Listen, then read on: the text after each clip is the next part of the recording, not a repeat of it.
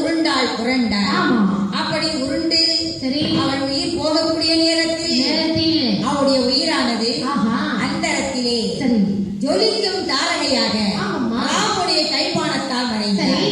இப்படி இருக்கும் போது தாரகை இறந்ததை பார்த்தார் விஸ்வாமித்திர மகாமுனிவர்.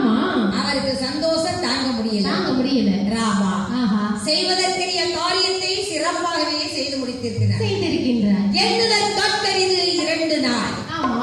விண்ணவர் காட்டிய முனிவரின் வேள்வியை மண்ணுயிர் காக்கின்ற மன்னரின் மைந்தர்கள் கண்ணினை காட்பதை போலாக அங்கே வேள்வியை முனிவருடைய வேள்வியை காத்தார்கள். இப்படி இருக்கும் போது ராமா இந்த தாடகை அழிந்து விட்டார். ஆனா அந்த தாடகை பெற்ற பிள்ளைகளும் அங்கே அரசர் படைகளும் வருவார்கள்.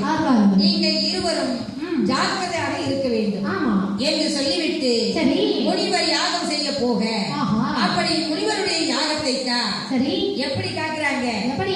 எண்ணுதல் காட்டறிந்து 2-3 நாள். விண்ணவர் காக்கிய முனிவனின் வேள்வியை மண்ணினை காக்கின்ற மைந்தர்கள் கண்ணினை காக்கின்ற இமையில் காத்தனர். தேவர்களால் கூட காக்க முடியாத விஸ்வாமித்திர வேலையை அந்த தசரத சக்கரவர்த்தியுடைய பிள்ளைகளான ராமனும் லட்சுமணனும் கண்ணை இமை காப்பது போலாக, அதாவது மேல் இமை ராமனாகவும் கீழ் இமை லட்சுமணனாகவும் முனிவருடைய வேள்வியை கண்ணை போலாக இருவரும் பாதுகாத்து வருகின்றார்கள். இந்த